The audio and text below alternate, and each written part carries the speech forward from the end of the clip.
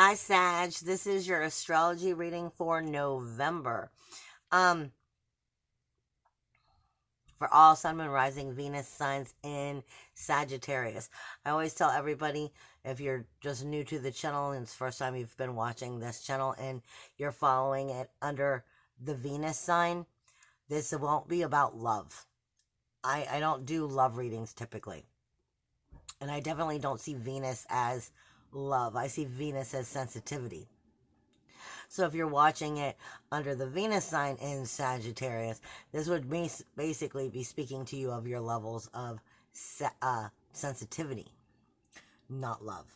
Now, with that being said, Spirit, before I get into the astrology itself, Spirit gave me like a sign, a symbol. But it's weird because it changed. It's 2 in 1, and I never really thought of it that way before, but the way that they're showing it to me, and it's definitely for you, but I'm just trying to make sure I'm describing it right. First off, they give me an anchor, like anchor yourself, ground yourself, but the anchor then turns into, like the story King Arthur and the Knights of the Round Table. It turns into that sword that's in the rock. That you have to try to pull out the sword out of the rock. And that speaks to me about nobility. Self-nobility. Soulful nobility. Not about being born to privilege, but about, coming into your own true, rightful, soulful nobility. Finding peace within yourself. Because this month is gonna have a lot to do with heart communication to self and the world around you. And remember, Mercury's in retrograde this month. But I think this has a lot more to do with you directly. This is gonna have to do with family judgment or just self-judgment, intuition, reason, and material instinct within the heart and the communication, and where you take that. And learning how to start new healthy communication.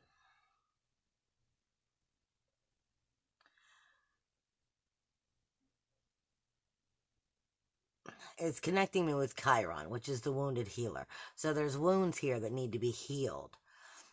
Within how you communicate with yourself, your own nobility, your own, like I said, I'm being given the anchor yourself, but I'm also being given, the sword and the rock. So I feel like this is finding the ability to remove the sword by believing in yourself, coming into your own nobility, your own heart communication with self, and healing some of those wounds.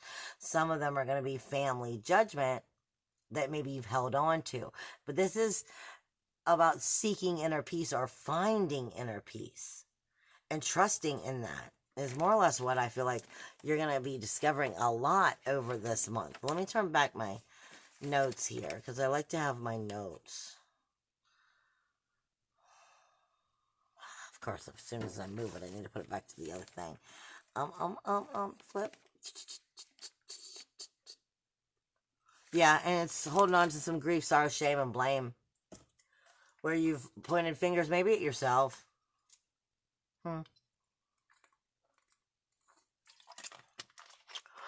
And this month and next month are going to be very powerful anyway for you because you have Jupiter in your sign, in your first house.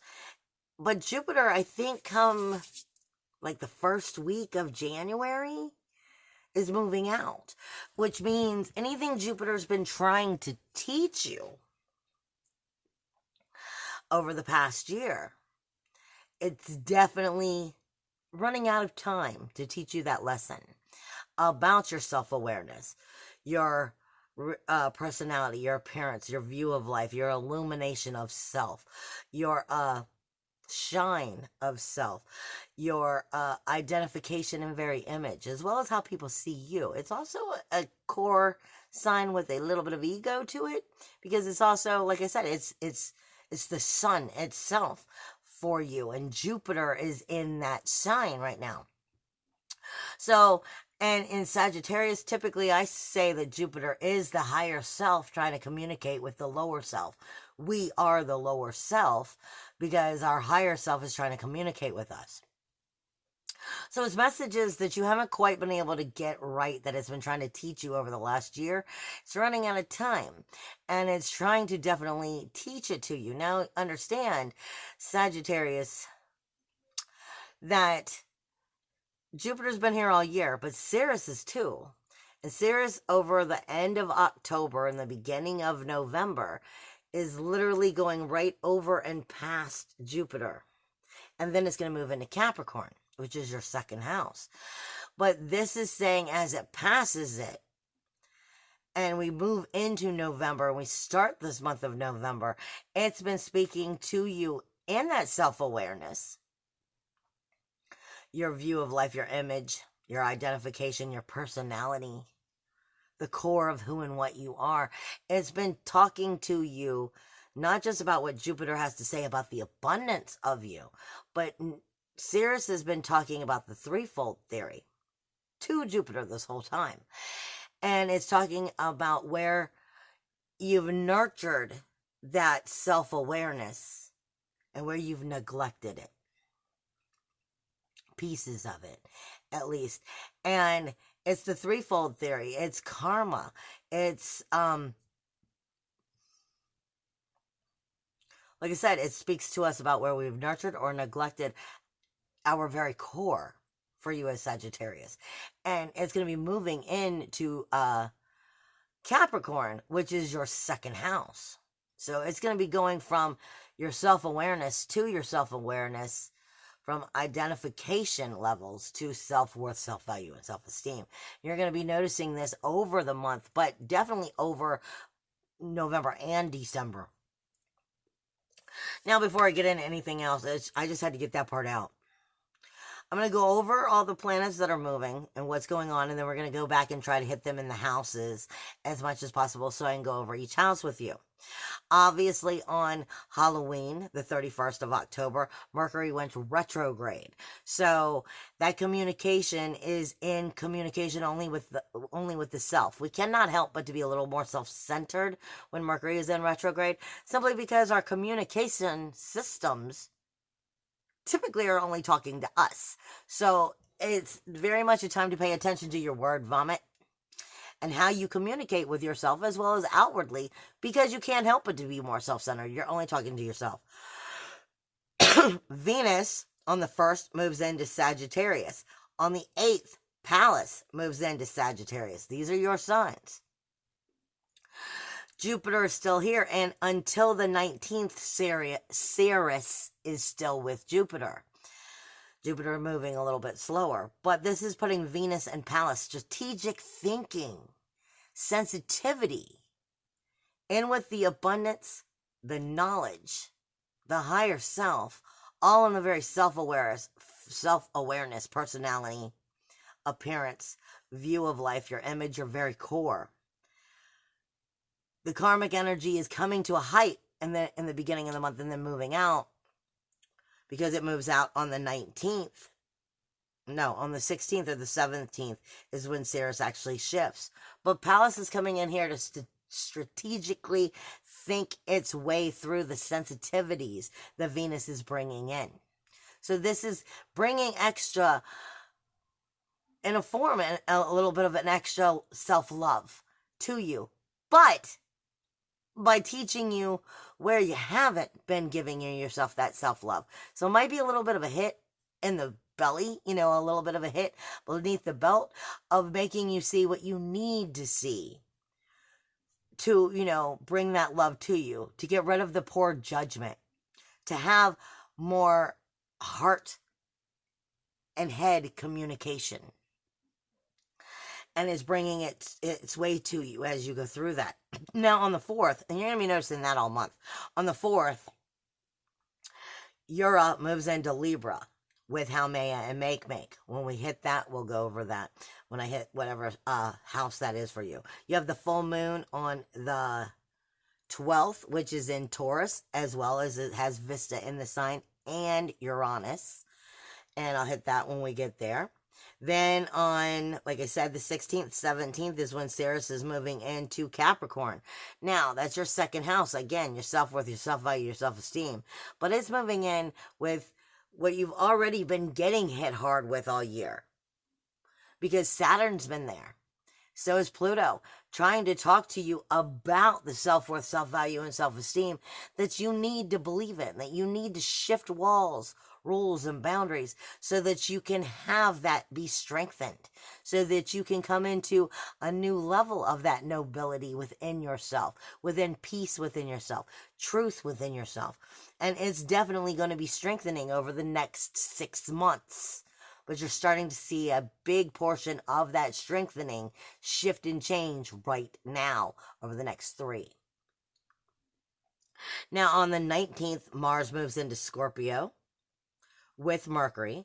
But on the 20th, Mercury will go direct. On the 22nd, the Sun is moving out of Libra and into Sagittarius. On the 25th, Venus spends no time in your sign. Venus is kind of running through your first house and then going to jump into your second house. Venus is coming through that very core of who and what you are, your self-awareness, and being like, yes, I like that. No, I don't. Yes, I like that. No, I don't. I love this. Oh, I hate that. You know, of the awareness of your personality, your core appearance, your core, your appearance, your personality, your view of life, your identification, your image, your illumination of true self. And like I said, Venus is going to go straight from that, boom, fly through really quickly, jumping right over Jupiter, right catching up to Ceres as it moves into that second house with Ceres, which will also be in the second house, but in Capricorn with Pluto and Saturn. So it's coming into that self-awareness and definitely bringing energies of self-value, self-worth, self-esteem, and where it needs to, more or less where it needs to punch you in the gut so that you get it on the right track, where you see where you've been loving yourself right and giving yourself the worth, the value, the self-esteem, acknowledging your true appearance, acknowledging how you truly, the core of who and what you've been versus who you can be or where you want to be, what you've been treating yourself with love and where you've been neglecting yourself. And it's definitely going to be showing that all month long. Like I said, Venus is going to spend no time in your sign, just like 3 weeks, and I'm out and into the second house. But this is still going to be relating it with the core of who and what you are. You're going to be noticing it all month long.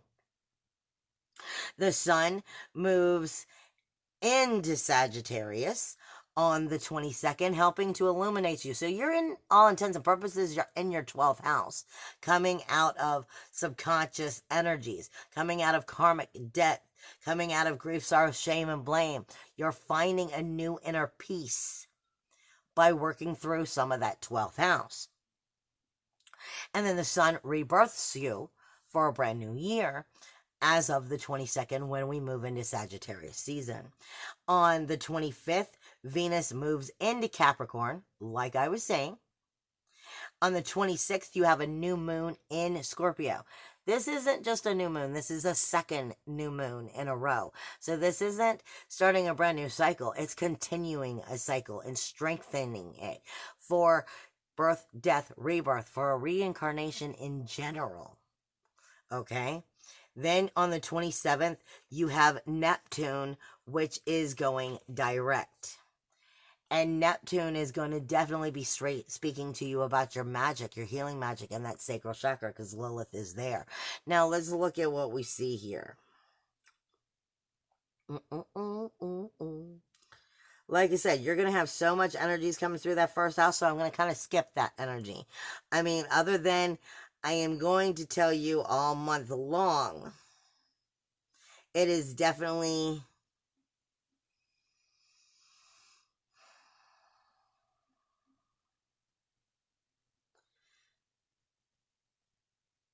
It is having issues with your 11th house, the community.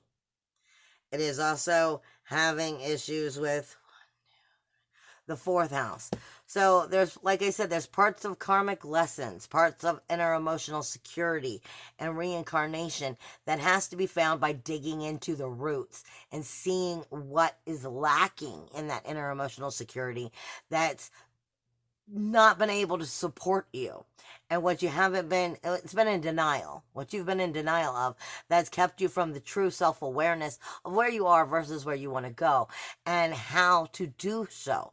That 12th house is going to be speaking to you all month because you're in that 12th house, but it's going to be kind of mirroring it through the community, and where the community, those large groups, those friends, those memberships are kind of keeping you from being able to connect with that higher source self and get back on track with your true self-awareness, your true value, self-worth, and self-esteem.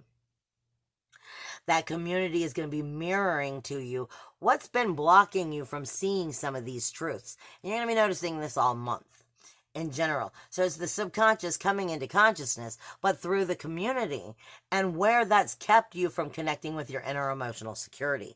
That will be something that you'll be noticing all month. And Spirit is saying there's also something going on with the honor and reputation.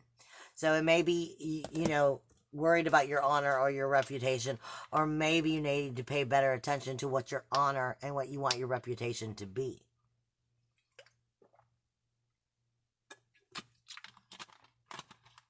What was that? I missed it. You did that way too fast. You said your higher mind. Your higher mind and your responsibilities to that higher mind.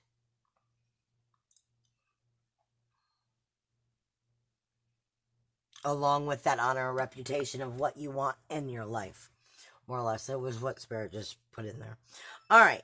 Now, like I said, so we're going to skip the first and second house because it's pretty much what we've been talking about the whole time here. Other than understanding that second house, like I said, is Sagittarius and Pluto. You're going to have your sign, Jupiter. You're going to have Jupiter coming out of your sign and in there in, I believe, the very first week of January, which means, like I said, it's running out of time of teaching you these lessons, so it's definitely going to be hitting beneath the belt. Sirius is coming in and definitely bringing important information. Venus is too. But this is going to be talking to you about the rules, walls, and boundaries that need to be shifted for the reincarnation of you finding that true self. Finding depth and believing in it and standing in that power.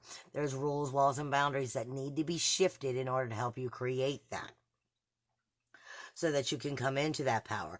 Your third house is Aquarius. And nothing is here right now helping to block you or work for you. However, the third house on a universal level is ruled by Mercury. And it is where we have our transportation, our intellect, our details, our trivia, our communication. That's small bits of information that are very important. Like your text messages, your little short visits, your phone calls, your gossip. It's also your neighbors and your siblings. Remember, Mercury is in retrograde, so watch your word vomit. Be very clear about the things that you are stating, because you may put it out there incorrectly, or somebody may be giving it to you incorrectly, and that Mercury retrograde could be taking it the wrong way. We cannot help but to be a little self-centered when Mercury is in retrograde. And the third house is your communication zone, even though it's in Aquarius. And for Aquarius, that means you already have a higher mind of viewing things, so you might be a little cocky about it. Okay? And your cockiness may be actually being viewed incorrectly, or you may be giving that cockiness out incorrectly at this month.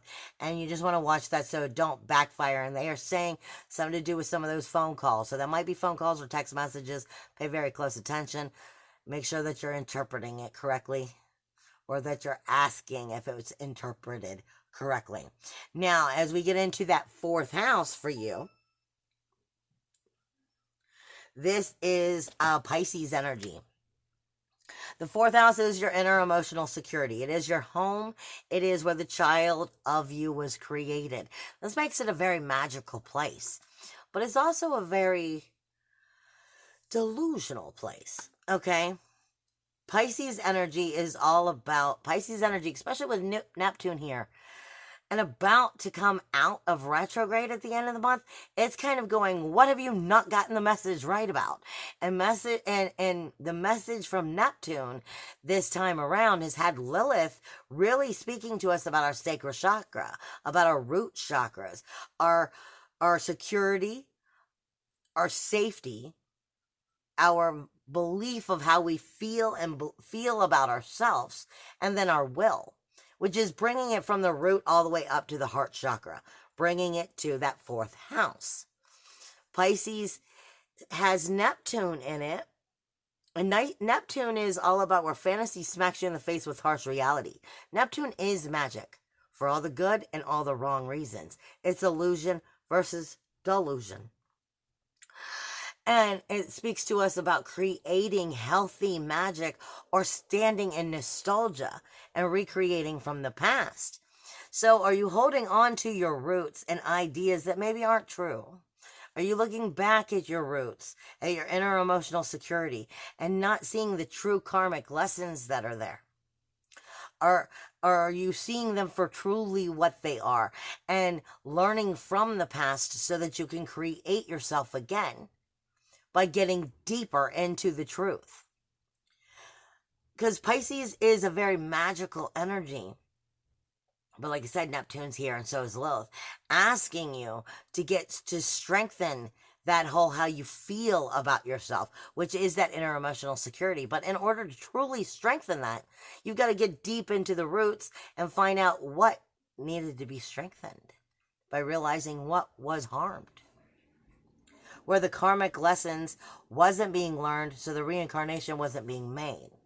Coming back into, like I said, that sword in the stone, where you've grounded yourself, but you're not able to pull the sword out. You know, this is where you come into the nobility of learning how to pull that sword out and claiming that power.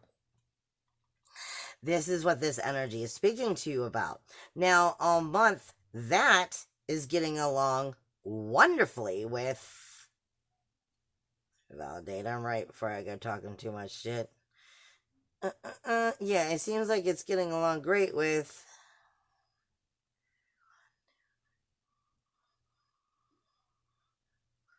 your 12th house. Which means those subconscious karmic subconscious energies are being arising. The hidden self, the hidden truth, the hidden grief, sorrow, secrets, shame, blame. The inner self-deception and self-undoing is starting to rise to make you start to really listen to the communication that your higher self has been trying to teach you. Like I said, while Jupiter's been here, Jupiter's been in your higher self, which is your awareness, and then you've got Neptune in your 4th house, which is your inner emotional security, and it's speaking with your secrets, with your 12th house, your subconscious, and trying to pull out all that you need to acknowledge, to redirect you in a healthy way. This all has to do with, where do you allow that Neptune energy to take you? Into creative new beginnings because you've learned from the past, or to start the cycle again because you're sticking into nostalgia, which is keeping you from healing from those secrets, sorrow, shame, blame, self-undoing, self-deception. Stop beating up on yourself. Find some inner peace, baby, because that's what this is about. When you start believing in your inner peace, in your inner truth, in your inner source energy, then it will start helping you to find that inner emotional security and healing. Now, your 5th house has Chiron here and Medusa. Okay, so this is saying you need to let go of and heal what you keep holding on to that's keeping you from experiencing your pursuit of pleasure, your creativity, your enjoyment of life. What is keeping you from enjoying life? What is keeping you from, standing in the way of doing the things that you enjoy most, that create your joy, create your happiness? Because Chiron is saying automatically there's something here that's keeping you from being able to get to all of those things. Something's blocking you, and it has to do with trouble, toil, and strife.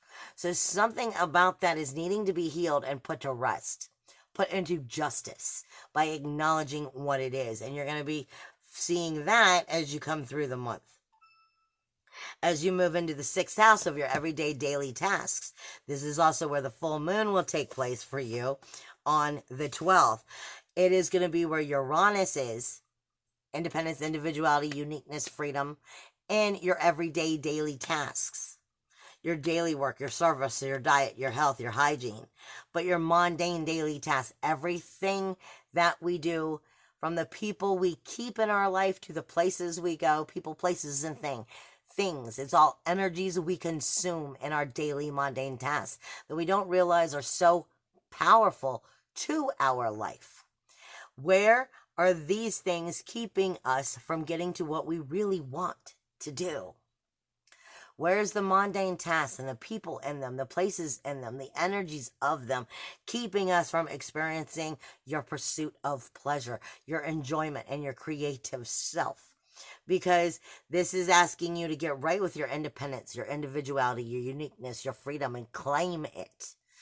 Okay, it's asking you to let go of the trouble and toil and strife that's kept you from claiming it. Claim justice for yourself, and as you do that, you'll claim inner peace. Now, I'm going to have to start a part 2 for houses 7 through 12, so just check back, because like I said, I can't help that there's so much I have to talk about. I hope that it helps you. Bye.